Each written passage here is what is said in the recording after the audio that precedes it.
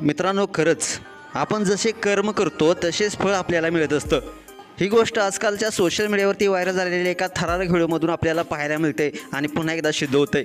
माणूस गरीब असो किंवा श्रीमंत असो, सुंदर असो किंवा कुरूप असो, त्यांच्या आयुष्यात त्याने केलेल्या चांगल्या वा वाईट कर्माचेच प्रत्यक्ष परिणाम दिसून येत असतात. आयुष्यात काहीही शाश्वत नाही, पण कर्माचे भोग मात्र नक्कीच भोगावे लागतात.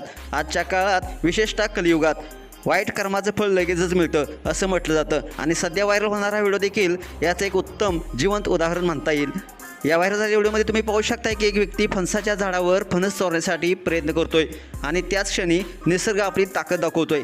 झाडावर चढलेला हा चोर जसा फळ चोरण्यासाठी हात पुढे करतो, तसाच एक भला मोठा कोब्रा नाग जातीचा साप त्याच्या समोर येतो. क्षणार्धात घाबरून गेलेला चोर काही क्षणातच एक निशब्द किंकाळी फोडतो.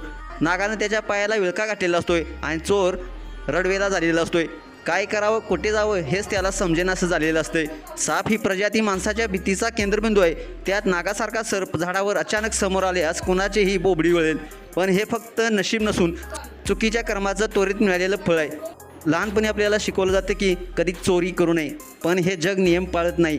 त्यांच्यासाठी निसर्ग कधी ना कधी आपली शिक्षा ठरवूनच ठेवतो.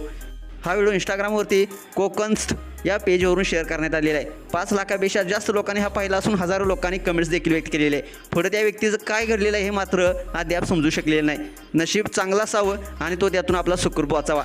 कमेंट्स बॉक्समध्ये अनेकांनी आपली प्रतिक्रिया व्यक्त करताना म्हटलंय, कर्माची फळं तात्काळ मिळतात, निसर्गाची शिक्षा कधीच टाळता येत नाही, असे भावनिक आणि प्रेरणादायी देखील प्रतिसाद कमेंट्सद्वारे नेटकऱ्यांनी केलेले आहेत. हा व्हिडिओ फक्त मनोरंजन करणार नाही, तर आयुष्यात एक मोठा धडा आहे. चांगलं करा, चांगलंच मिळेल. तुम्हाला हा व्हिडिओ कसा वाटला नक्कीच कमेंट्स बॉक्समध्ये आपल्या प्रतिक्रिया अवश्य लिहा आणि आपल्या SS स्पोर्ट्स या चॅनलला सबस्क्राईब करायला नक्की विसरू नका. धन्यवाद.